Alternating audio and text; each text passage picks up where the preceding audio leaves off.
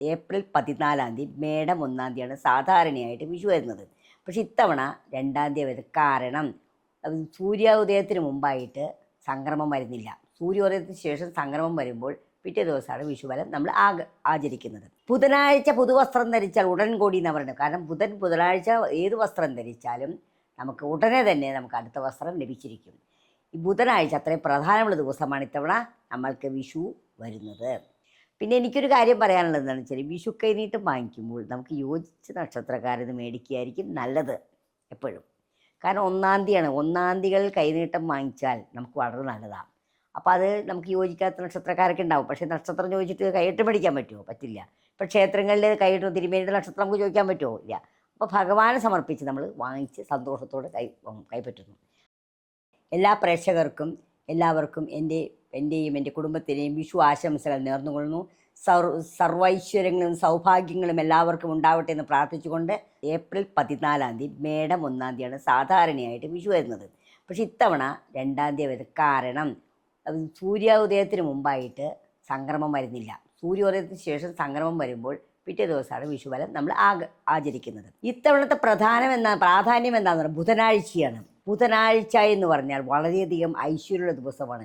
ശ്രീകൃഷ്ണ ഭഗവാന്റെ ദിവസമാണ് ബുധൻ. ശാസ്താവിന് പ്രധാനമുള്ള ദിവസമാണ് ബുധൻ. ഹനുമാൻ സ്വാമിക്ക് പ്രധാനമുള്ള ദിവസമാണ് ബുധൻ. ബുധനാഴ്ച വന്നാൽ വളരെ നല്ലതാണ്. നമ്മൾ പുതിയ കോടിയെടുക്കുന്നതും പുതിയ കൈനീട്ടം കിട്ടുന്നതും പുതിയ ആരംഭങ്ങൾ കുറിക്കാനൊക്കെ വളരെ നല്ലതാണ് ബുധനാഴ്ച ആയതുകൊണ്ട്. ബുധനാഴ്ച പുതുവസ്ത്രം ധരിച്ചാൽ ഉടൻ കൂടി എന്ന് പറയുന്നത്. കാരണം ബുധനാഴ്ച ഏത് വസ്ത്രം ധരിച്ചാലും നമുക്ക് ഉടനെ തന്നെ നമുക്ക് അടുത്ത വസ്ത്രം ലഭിച്ചിരിക്കും. ഈ ബുധനാഴ്ച അത്രയും പ്രധാനമുള്ള ദിവസമാണ് ഇത്തവണ നമ്മൾക്ക് വിഷു വരുന്നത്. വിഷുവിന് എന്താണ് നമ്മൾ ചെയ്യേണ്ടത്?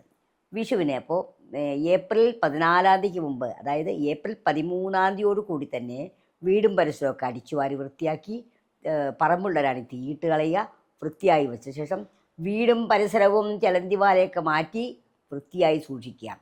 അപ്പോൾ മേടം 1-ാം തീയതിക്ക് മുമ്പ് തന്നെ ഇതെല്ലാം ചെയ്ത് മേടം 1-ാം തീയതിയാണ് വിഷുവായിട്ട് ആചരിക്കുന്നത്. നമുക്ക് ഇത്തവണ വിഷു മേടം 2-ാം തീയതിയാണ്, അതായത് ഏപ്രിൽ 15-നാണ്. വിഷുവിന് ഏറ്റവും പ്രധാനപ്പെട്ട എല്ലാവർക്കും പെട്ടെന്ന് ഓർമ്മ വരുന്നതാണ് വിഷുക്കണി. രാവിലെ എഴുന്നേറ്റ് കണ്ണുപൊത്തി കൊണ്ടുപോയി കാരണവന്മാർ കൊണ്ട് കാണിക്കും വിഷുക്കണി. ഈ വിഷുക്കണി ഒരുക്കേണ്ടത് എന്താണെന്ന് ഇപ്പോഴത്തെ പുതിയ തലമുറയ്ക്ക് അറിയോ എന്നറിയില്ല. എൻ്റെ അറിവ് ഞാൻ പറയുന്നു.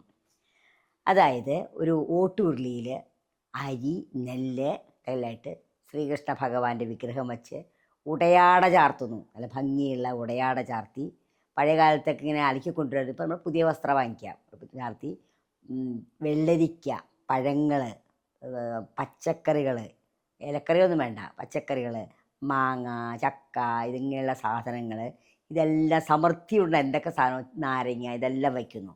ഇതെല്ലാം വച്ച ശേഷം നിലവിളക്ക് മുൻവശത്ത് വെച്ച് വാൽക്കണ്ണാടി, ഗ്രന്ഥം, ദേവി മഹാത്മ്യം പോലത്തെ വിശിഷ്ട ഗ്രന്ഥങ്ങൾ, പിന്നെ അഷ്ടമംഗല്യം, കൺമഷി, ചാന്ത്, നവധാന്യങ്ങൾ വയ്ക്കുന്ന സ്ഥലങ്ങളുണ്ട്.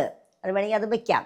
ഒരു പാത്രത്തിൽ നവധാന്യങ്ങൾ, ഇങ്ങനെ ഇതെല്ലാം വച്ച് ശേഷം നമ്മൾ മുൻപിലൊരു നിലവിളക്ക്, 5 തിരിയിട്ട് നിലവിളക്ക് വെച്ച് ചന്ദനത്തിലൊക്കെ റെഡിയാക്കിയിട്ടാണ് കിടക്കാൻ പോകുന്നത്. അത് കിടക്കാധികം ഉറങ്ങുമൊന്നുമില്ല. അത് കഴിഞ്ഞ് വെളുപ്പാങ്കാലത്ത് 4 മണിയാകുമ്പോൾ എഴുന്നേറ്റ് വന്ന് ഈ വിളക്ക് കത്തിച്ച് തൊഴുത ശേഷം ഏറ്റവും മുതിർന്ന ഗൃഹനായിക എല്ലാവരെയും വിളിച്ചുണർത്തി കണ്ണടച്ചുകൊണ്ട് ഈ കണി കാണിക്കുന്നത്. കണി കാണുമ്പോൾ കണ്ണ് നിറച്ച് സമൃദ്ധമാണ് കാണുന്നത്. സമൃദ്ധി, അതായത് കൊന്നപ്പുഷ്പങ്ങൾ, വിവിധതരം പുഷ്പങ്ങൾ, സുഗന്ധ പുഷ്പങ്ങൾ, ഇതെല്ലാം വെച്ച് മുല്ലപ്പൂമാലയൊക്കെ ചാർത്തി ജമന്തിയൊക്കെ വച്ച് ഭഗവാനെ അങ്ങോട്ട് സുന്ദരനാക്കുകയാണ് ഭഗവാനെ. ആ രൂപം നമ്മൾ കണ്ടു കഴിഞ്ഞാൽ ആ ഒരു വർഷം മുഴുവൻ നമുക്ക് സമ്പൽ സമൃദ്ധിയും സന്തോഷവും ഉണ്ടാവും. കാരണം ആദ്യം എന്താണോ കണി കാണുന്നത് അതിൻ്റെ അനുസരിച്ചാണ് നമുക്ക് ആ വർഷത്തെ ഫലം വരുന്നത്. പിന്നെ എനിക്കൊരു കാര്യം പറയാനുള്ളത് എന്താണെന്ന് വെച്ചാൽ, വിഷു കൈനീട്ടം വാങ്ങിക്കുമ്പോൾ നമുക്ക് യോജിച്ച നക്ഷത്രക്കാരത് മേടിക്കുകയായിരിക്കും നല്ലത് എപ്പോഴും. കാരണം 1-ാം തീയതിയാണ്. 1-ാം തീയതികൾ കൈനീട്ടം വാങ്ങിച്ചാൽ നമുക്ക് വളരെ നല്ലതാണ്. അപ്പോൾ അത് നമുക്ക് യോജിക്കാത്ത നക്ഷത്രക്കാരൊക്കെ ഉണ്ടാവും. പക്ഷേ നക്ഷത്രം ചോദിച്ചിട്ട് കൈയിട്ട് മേടിക്കാൻ പറ്റുമോ? പറ്റില്ല. ഇപ്പോൾ ക്ഷേത്രങ്ങളിൽ കൈയിട്ട് തിരുമേനിയുടെ നക്ഷത്രം നമുക്ക് ചോദിക്കാൻ പറ്റുമോ? ഇല്ല. അപ്പോൾ ഭഗവാനെ സമർപ്പിച്ച് നമ്മൾ വാങ്ങിച്ച് സന്തോഷത്തോടെ കൈപ്പറ്റുന്നു.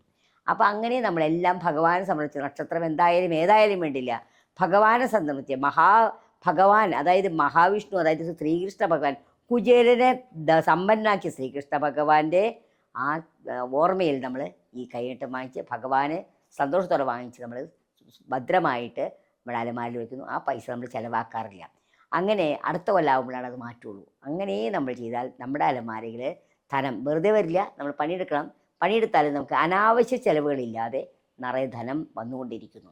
അതിനുള്ള മാർഗങ്ങൾ നമുക്ക് ദൈവം കാണിച്ചു തരുന്നു. ഭഗവാൻ തന്നെ കാണിച്ചു തരുന്നു.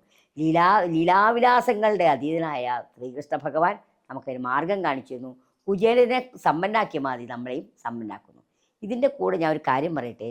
ശ്രീകൃഷ്ണ ഭഗവാന്റെ ക്ഷേത്രത്തിൽ ഒരു സെറ്റ് മുണ്ട് വാങ്ങിച്ചു കൊടുത്താൽ വളരെ നന്നായിരിക്കും. ഭഗവാൻ ഉടുപ്പിച്ചിട്ട് അത് തിരുമേനി എടുക്കുമല്ലോ, വളരെ നന്നായിരിക്കും. ഒരു ബ്രാഹ്മണന് കൊടുക്കുന്നതാണ്. അപ്പോൾ അന്നത്തെ ദിവസം തലേദിവസമൊക്കെ വാങ്ങിച്ചു വെച്ച് വിളക്ക് കത്തിച്ച് തൊഴുത ശേഷം കുളിച്ച് കഴിഞ്ഞ് നമ്മൾ ശ്രീകൃഷ്ണ ഭഗവാൻ ക്ഷേത്രത്തിൽ പോയി ഈ സെറ്റുമുണ്ട് ഭഗവാന് സമർപ്പിച്ചാൽ നമുക്ക് സമ്പത്തിൻ്റെ അധീനതയായിരിക്കും. സമ്പത്ത് എങ്ങനെയാണ് വരുന്നത് അറിയില്ല, പക്ഷേ നല്ല രീതിയിൽ സമ്പത്ത് ഉണ്ടാവുമെന്നും അനാവശ്യ ചിലവുകൾ ഒഴിവായി പോകുന്നു. ഇത് അനുഭവമാണ് ഞാനീ പറയുന്നത്. അപ്പോൾ അങ്ങനെ ഇതെല്ലാം കഴിഞ്ഞ ശേഷം നമ്മൾ പിറ്റേ ഉച്ചയ്ക്ക് നല്ല വിഭവസമൃദ്ധമായ സദ്യ ഉണ്ടാക്കുന്നു. വിഭവസമൃദ്ധമായ സദ്യ ഉണ്ടാക്കി എല്ലാവരും ഒത്തൊരുമയോടി വാഴയിലയിൽ സന്തോഷമായിട്ട് ഊണ് കഴിച്ച് ആ വിഷുവിൻ്റെ സന്തോഷം നമ്മളെല്ലാവരും പരസ്പരം പങ്കിടുന്നു. ഞാനിപ്പോൾ സദ്യ എന്ന് പറഞ്ഞു. അത് ചില സ്ഥലങ്ങളിൽ വിഷു കഞ്ഞിയായിരിക്കാം, ചില സ്ഥലങ്ങളിൽ വിഷു കട്ടയായിരിക്കാം. അത് ഓരോ പ്രാദേശികമായ ഭാഷയിൽ നമ്മൾ പറയുന്ന കാര്യങ്ങൾ. വിഷു എല്ലാം കഴിഞ്ഞ് ഒത്തൊരുമത്തെ എല്ലാവരും നമ്മുടെ കുടുംബത്തിലുള്ള എല്ലാവരും ഒത്തുചേർന്ന് സന്തോഷവും സമാധാനത്തോടെയും വൈകുന്നേരം കളിയായിട്ടും ചിരിയായിട്ടും സന്തോഷമായിട്ട് വിഷു ആഘോഷിക്കുന്നു. വിഷു മാത്രമല്ല വെക്കേഷൻ സമയമാണ് കുട്ടികൾക്ക്. അപ്പോൾ എല്ലാവരും ഊഞ്ഞാല കെട്ടിയും സന്തോഷിച്ചും എല്ലാവരും ഒത്തുചേരുന്ന ഒരു സമയമാണ്. മക്കളും മരുമക്കളും കൊച്ചുമക്കളും എല്ലാവരും കൂടി ആടിപ്പാടി ഉത്സിക്കുന്ന ഒരു സന്തോഷമുള്ള ദിവസമാണ് വിഷു. സൂര്യഭഗവാൻ മീനം രാശിയിൽ നിന്നും മേടം രാശിയിലേക്ക്, അതായത് അദ്ദേഹത്തിൻ്റെ ഉച്ചരാശിയാണ് മേടം. ഈ 10 ദിവസത്തിന് ഭയങ്കര പ്രാധാന്യമാണ്. മേടം 1 മുതൽ മേടം 10 വരെ ഭയങ്കര പ്രാധാന്യമാണ്. 10ാമത് എന്നൊക്കെ പറയൂലേ. അപ്പോൾ ഈ ദിവസം സ്വന്തം രാശിയിലേക്ക് ഭഗവാൻ സൂര്യൻ പ്രവേശിക്കുന്ന ഒരു ദിവസമാണ്. വളരെയധികം സന്തോഷവും സമാധാനവും എല്ലാവർക്കും ആത്മവീര്യങ്ങൾ ഉണ്ടാവുകയും ആത്മധൈര്യം ഉണ്ടാവുകയും ചെയ്യുന്ന ഒരു സമയം കൂടിയാണ്. ജ്യോതിഷപ്രകാരം മേടം രാശിയാണ് 1ാമത്തെ രാശി. അപ്പോൾ മേടം രാശിക്കാണ് ഏറ്റവും പ്രാധാന്യമുണ്ട്. സൂര്യഭഗവാൻ ഉച്ചത്തിൽ നിൽക്കുന്ന രാശിയാണ് മേടം. അത് മേടം 10 വരെ ഭയങ്കര പ്രാധാന്യമാണ്. മേടം 10-ാം തീയതിയാണ് നമ്മൾ 10ാമുദയമായിട്ട് ആഘോഷിക്കുന്നത്. അതായത് കന്നിമാസത്തെ ആയില്യത്തിന് സർപ്പങ്ങളെല്ലാം, അതായത് വീടുകളിലൊക്കെ സർപ്പങ്ങൾ ആരാധന ഉണ്ടാവും. ആ സർപ്പത്തിനെല്ലാം നമ്മൾ 100 പാലൊക്കെ കൊടുത്ത് 10ാമതാകുമ്പോഴേക്കും ഇതൊക്കെ അടയ്ക്കുന്നു. പിന്നെ വീടുകളിൽ സർപ്പത്തിന് കൊടുക്കാറില്ല.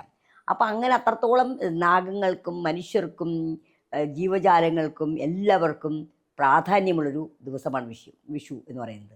കണിക്കൊന്നയെ പറ്റി പറയുമ്പോൾ ഭഗവാൻ ശ്രീകൃഷ്ണൻ്റെ അരഞ്ഞാണമാണെന്നാണ് പറയുന്നത്. അതൊരു കഥയൊക്കെ ഉണ്ട്. അതൊക്കെ ഇപ്പോൾ പറഞ്ഞ് നമ്മൾ നീണ്ടുപോകും പറഞ്ഞു. ആ കണിക്കൊന്ന അത്രയ്ക്കും പ്രാധാന്യമാണ് കണിക്കൊന്നയ്ക്ക്. അതിൻ്റെ ആ കളറുകളും ആ പൂക്കളൊക്കെ കണ്ടു കഴിഞ്ഞാൽ നമ്മുടെ വീടിൻ്റെ ഐശ്വര്യം തന്നെയാണ് കണിക്കൊന്ന. ആ കണിക്കൊന്ന നമ്മൾ വെച്ചാണ് ഭഗവാനെ ഒരുക്കുന്നത്, പൂജാമുറി ഒരുക്കുന്നത്, എല്ലാത്തിനും കണിക്കൊന്നയാണ് ഒരുക്കുന്നത്. അപ്പം ഇങ്ങനെ എല്ലാം കൊണ്ടും സമ്പൽ സമൃദ്ധമായ വിഷുവാണ്. എല്ലാവർക്കും ഈ വിഷു ഒരു സമ്പൽ സമൃദ്ധിയുള്ള ദിവസമായി മാറട്ടെ എന്ന് ഞാൻ എൻ്റെ മനസ്സുകൊണ്ട് ആശംസിച്ചു കൊള്ളുന്നു. വിഷു ആശംസകൾ.